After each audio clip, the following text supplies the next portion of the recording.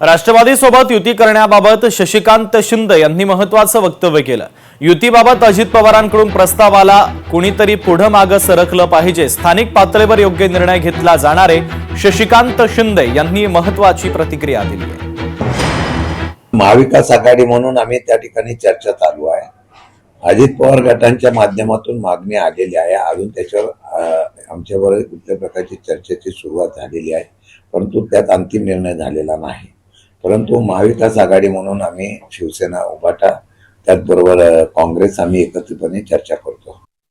चिपळूणमध्ये मनसे आणि शिवसैनिकांनी एकत्रित एक जल्लोष केला। ठाकरे बंधूंची युती झाल्याने संपर्क कार्यालयामध्ये जल्लोष करण्यात आला। आमदार भास्कर जाधव यांच्या उपस्थितीमध्ये हा जल्लोष करण्यात आलेला आहे। तर चिपळूणमध्ये मनसे आणि शिवसैनिकांनी एकत्रित एक जल्लोष केला।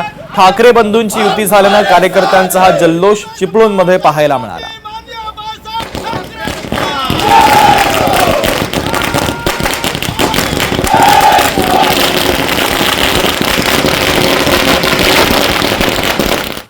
सांगलीमध्ये उमेदवारीसाठी पदाधिकाऱ्यांनी आंदोलन केलं। पत्नीसह आमदार कार्यालयामध्ये ठिय्या मांडण्यात आला। सुधीर गाडगीळ यांच्या कार्यालयामध्ये आंदोलन करण्यात आलं। उमेदवारी डावलण्यात येत असल्याची पदाधिकाऱ्याची भावना आहे।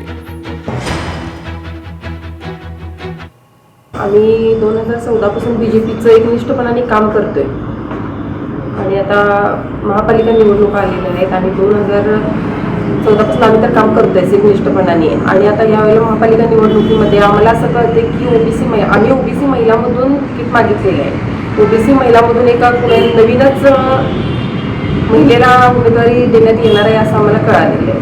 मग उमेदवारी देणार आहे, ठीक आहे, आम्हाला काही प्रॉब्लेम नाही आहे, आम्ही काही पक्षाच्या विरोधात नाही आहे। जर त्यांनाच द्यायचं असेल तर ठीक आहे, पण आमच्यापेक्षा श्रेष्ठ आहेत काय, त्यांनी कामं केलेली आहेत काय, हे आम्हाला दादांनी सांगावं। आम्हाला आता असं कळालं की बाबा कोणतरी एक नवीनच चेहरा, ज्याचा भाजपचा काही म्हणजे मी कुणाला कमी लेखत नाही, पण भाजपशी संबंधी नाही आहे, काही नाही आहे, नवीन आहे, अशा काही कुठल्या तर एका चेहऱ्याला कशाच्या आधारावर त्यांनी देतात असं मला समजलं। नक्की आहे का नाही समजलं, मग ते आम्ही आमदार सुद्धा गाडगीळांना आम्ही भेटण्यासाठी आलोय। एका आंदोलन नाही आहे, दादांना भेटण्यासाठी आलोय। दादा हे खरं आहे का असलं तर बाबा हे कसं, हे कशाच्या आधारे आमच्यापेक्षा म्हणजे कामानं जास्त आहे, सर्वेनं जास्त आहे, किंवा पक्षामध्ये आमच्यापेक्षा जुने आहेत, एक जर तरी एकदा आम्ही समजावून सांगितलं तर आमची काय हरकत नाही, आम्ही त्यांचा झेंडा घेऊन आम्ही फिरणार आहे। लोकशाही मराठी ऐका, पहा, जागरूक रहा।